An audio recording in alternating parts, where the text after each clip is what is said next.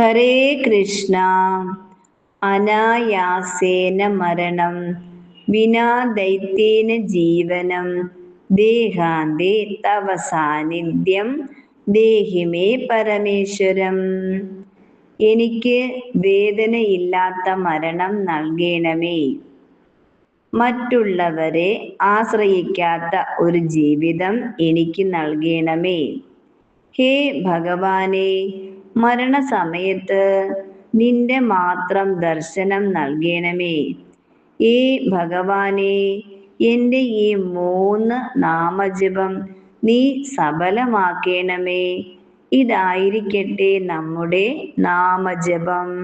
കാരണം നമ്മുടെ പണം, പദവി, യശസ്, ബന്ധുക്കൾ, മിത്രങ്ങൾ ഒന്നും നമ്മുടെ തുണയ്ക്കില്ലാത്ത അന്ത്യനാളുകളിൽ മനസ്സിൽ നമ്മുടെ ഇഷ്ടമൂർത്തിയെ ദർശിച്ചുകൊണ്ട് മരിക്കാൻ സാധിക്കുക എന്നതിൽ പരം പുണ്യം മറ്റെന്താണ്?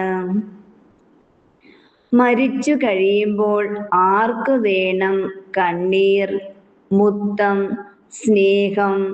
നമ്മളെ പരിഗണിക്കുന്നവർ അല്ലെങ്കിൽ നമ്മൾ ജീവിച്ചിരിക്കുമ്പോൾ, ഒറ്റയ്ക്കാകുമ്പോൾ, സങ്കടത്തിലാകുമ്പോൾ ഒരു നേരത്തെ ആഹാരമോ ഒരിറ്റു സ്നേഹമോ? എന്തിന്?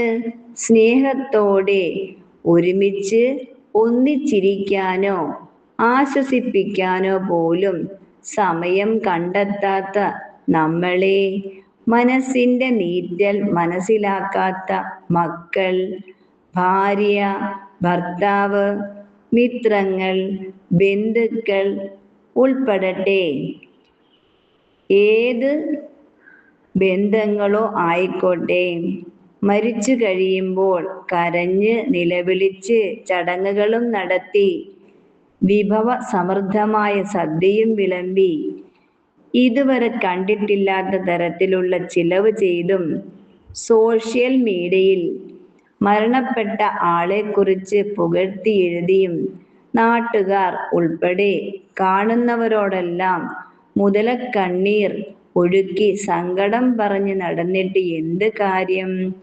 ഒരു പരിഗണന, സ്നേഹം, കരുതൽ ഒക്കെ നമ്മളെ പരിഗണിക്കുന്നവരോട്, നമ്മളെ സ്നേഹിക്കുന്നവരോട് ഉണ്ടെങ്കിൽ കിട്ടുന്നതിനേക്കാൾ കൂടുതലായി ജീവിച്ചിരിക്കുമ്പോൾ നൽകാൻ ശ്രദ്ധിക്കണം.